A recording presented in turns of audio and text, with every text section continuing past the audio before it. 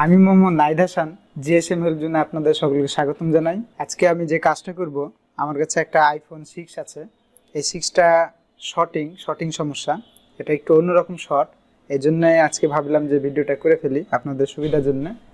তো চলুন ভিডিওটা কমপ্লিট করি এবং কাজটা দেখার চেষ্টা করি যে আসলে কীভাবে স্টেপ বাই স্টেপ আমি এটা আইডেন্টিফাই করছি। সকলকে সাথে থাকার জন্য ধন্যবাদ।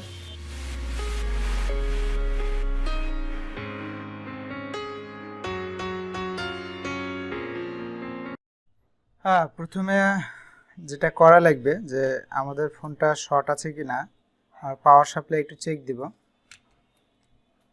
ফোনটা রিস্টিল রিমুভ করাই ছিল আমার কাছে যখন আসে।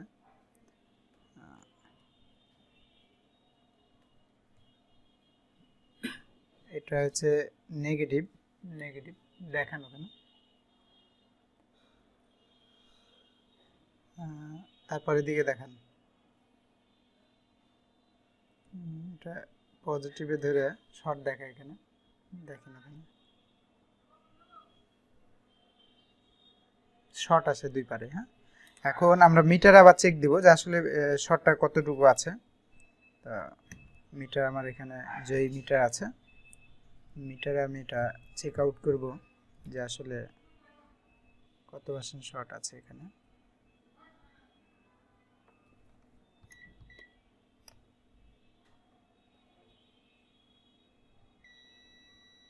1212, এটা জিএনডি। এটাতে আমাদের মিটারে সোজা হবে 531,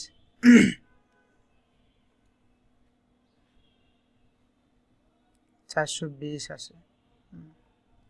তো শর্টটা আমাদের সোজাভাবে বোঝাটা সহজ হয়, যার কারণে আমি সোজাভাবেই শর্টটা মাপ দেই। 438 এরকম সামথিং।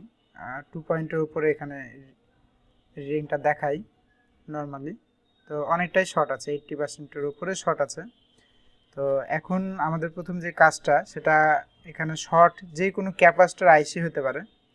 তো প্রথমে যে কাজটা করব যে যেখানে শর্ট হওয়ার সম্ভাবনা, ক্যাপাসিটর পজিটিভ ভোল্টেজ যেগুলো আছে, সেখানে আমরা রজনের ভাপ দিয়ে নিব খুব সাবধানে।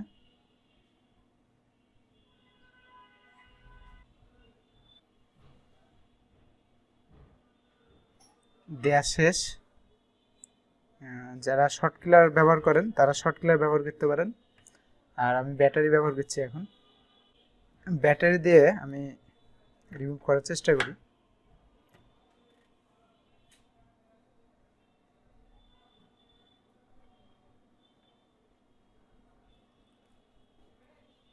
জিএনডিতে আমরা লাগিয়ে নিব মাইনাস এবং পজিটিভ।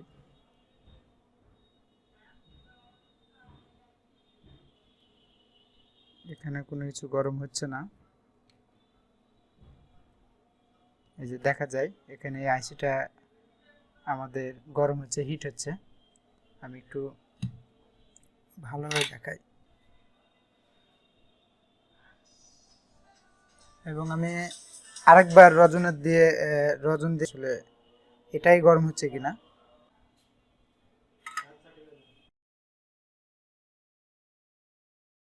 তাহলে আমি আবার আপনাদের দেখানোর জন্য ভালোভাবে আমি রজন দিয়েছি এবং শর্ট কিলার ব্যবহার করছি।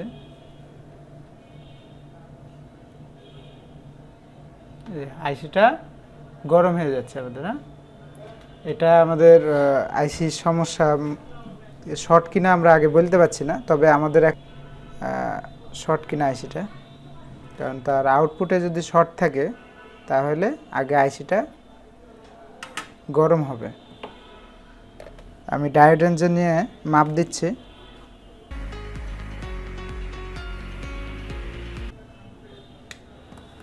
$523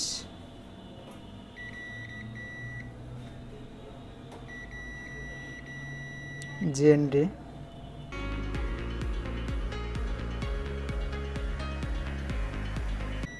এখানে আমরা শর্ট পাচ্ছি, দুই পারে 1 2 1 2 দেয় এবং বার্জার মোডে বিপ দিচ্ছে। তারপর আমরা কনফার্ম না যে আসলে এই ক্যাপাসিটরটা শর্ট কিনা, হতে পারে এই যে আউটপুট লাইনটা আর অন্য কোথাও গেছে, সেখানে শর্ট হতে পারে। তা আমি পুনরায় আরেকটু রজনের ভাপ দিয়ে নিব, ধোঁয়া দিয়ে দেব। তারপর আমি কি করব, আবার শর্ট কিলার, যেটা আউটপুট আমরা শর্ট পেলাম, এখানে আমরা শর্ট কিলারটা ব্যবহার করব।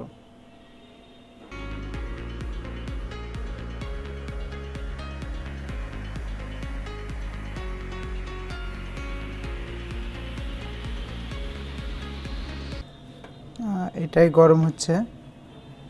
আর এই পারে একটা ক্যাপাসিটর দেখতে পাচ্ছি যে দুই পারেই দুইটা ক্যাপাসিটর আমাদের হিট হচ্ছে। এই পারে একটা এবং আমাদের এই ক্যাপাসিটরটাও, এই পারেও এই ক্যাপাসিটরটাও হিট হচ্ছে, এই দুইটা হিট হচ্ছে। এখন আমাদের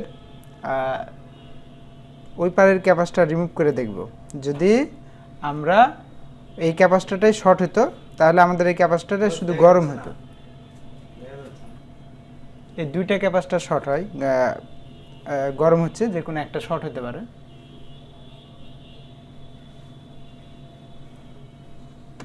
আমরা এটাও মেপে নেব এখন।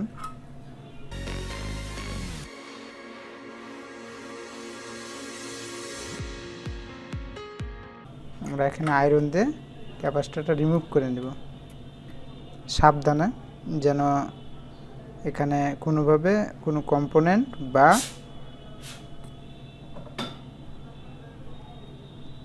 হটগান ব্যবহার করতে পারি। তবে যেহেতু এখানে কানেক্টর আছে, একটু সাবধানে।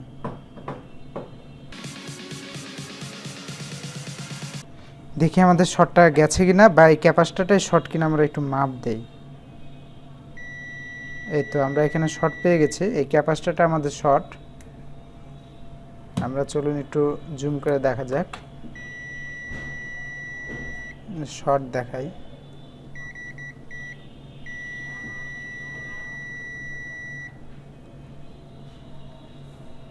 এখন আমরা পিসিবিতে দেখব যে শর্টটা কেটে গেছে কিনা, যে শর্ট ছিল সেখানে শর্ট গেছে কিনা।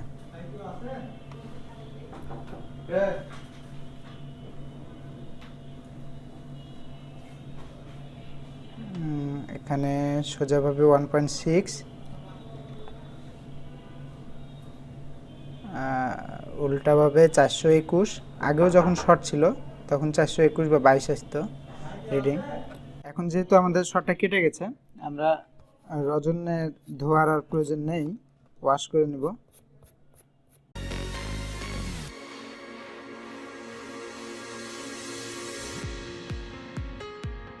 আর অবশ্যই যেই ক্যাপাসিটরটা রিমুভ হয়েছে ওটা অন্য পিসিবি থেকে একটা ক্যাপাসিটর বসে নিতে হবে। আমি পরে বসে নেব, আগে দেখব যে সেটা অন হয় কিনা, যেহেতু সেটা ডেড ছিল।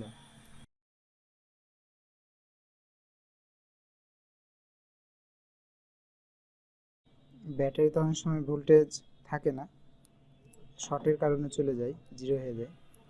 তারপরে একটু চেক দেব, ভোল্টেজ থাকার কথা। এই তো আমাদের আইফোন লোগো এসে গেছে।